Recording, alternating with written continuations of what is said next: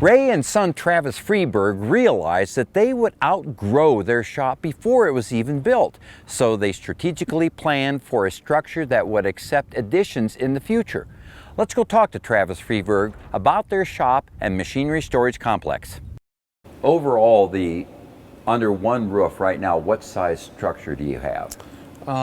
200 by 160 is the structure of the shop and the cold storage. 30 by 30 is the current office space. So that actually wasn't all built at one time. You started out with what we're standing in right now, which Correct. is a shop.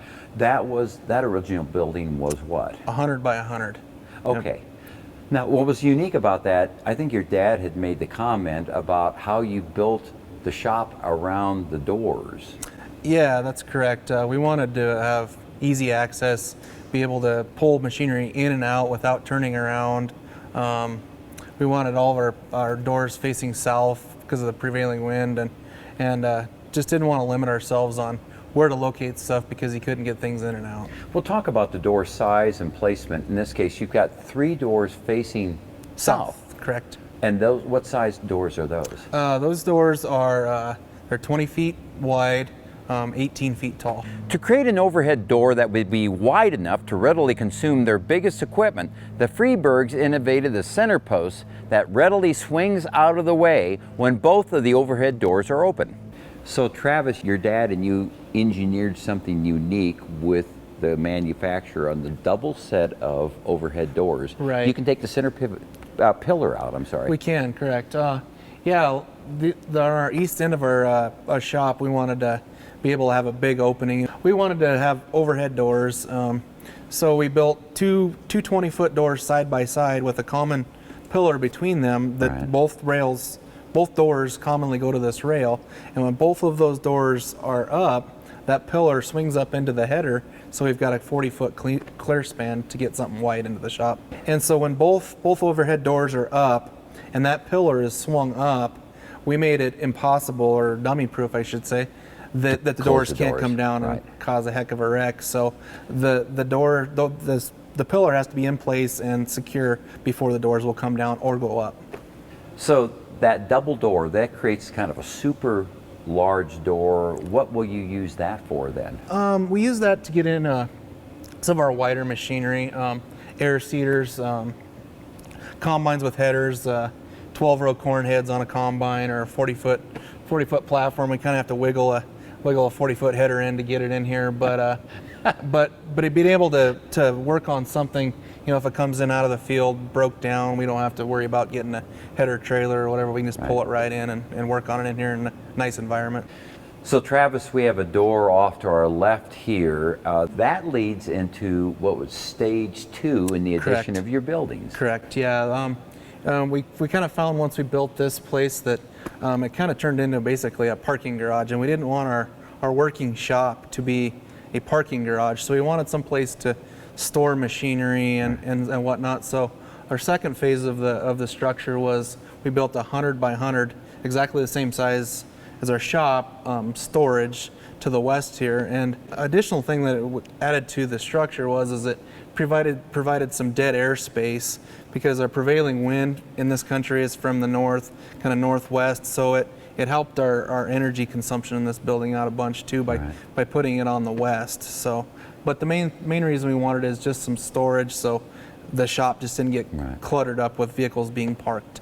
Now, that was number 2 edition. You weren't done yet. Right. You kept outgrowing your machine storage as well as the shop. Right. You put on a 3rd edition then. We did, yeah. And that was across the back of what are now essentially one big building, but it was two structures. Yeah, we built on a lean-to the north, again strategically placing that so our warm area of our shop is in the southeast corner of the structure, and so we have dead air space now on the west and the north.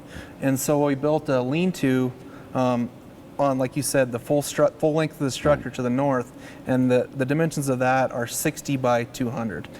One of the best additions the Freebergs felt they made to their shop complex was this 25 by 60 foot combination wash and paint bay.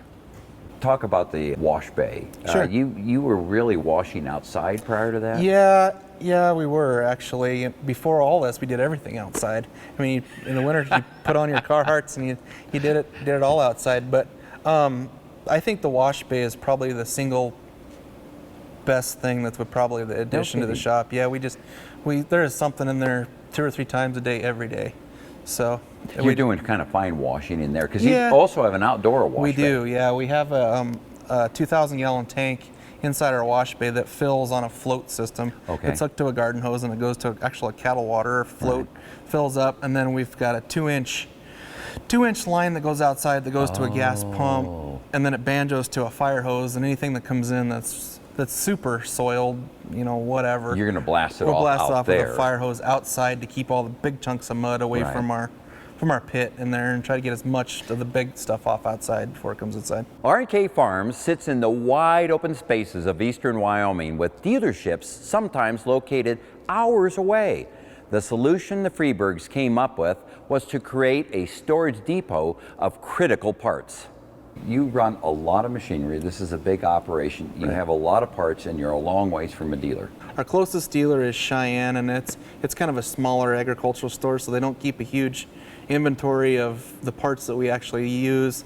And our closest past that is Sydney, and so we have to keep a lot of our own spare parts because it's the lead time to get stuff is just a long time. So we try to keep anything and everything that we might need in a breakdown or whatever in crunch time. We try to keep spare parts. So how did you determine with time the parts you had outside of the basic stuff? Was it just experience that taught you we want to lay in more parts of a certain type? Because we told the John Deere dealership that we want every belt made on our combines. You know, uptime for us in weed harvest is essential. So if we can come back to the shop and get a belt that takes 10 minutes versus an hour trip to Cheyenne and an hour back, that's 2 extra hours of uptime.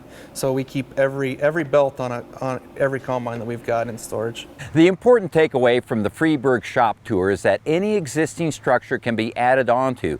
Too often building contractors are unwilling to make additions to buildings, preferring you put up a separate structure. But there are cost savings as well as conveniences to be had with the shop addition. I'll see you again on a future Top Shop tour. Hi, I'm Dave Mowitz. Thanks for watching. If you like this video, hit subscribe right here if you haven't already, and click that little bell right here to be notified when we post a new video. And click here to see more great videos.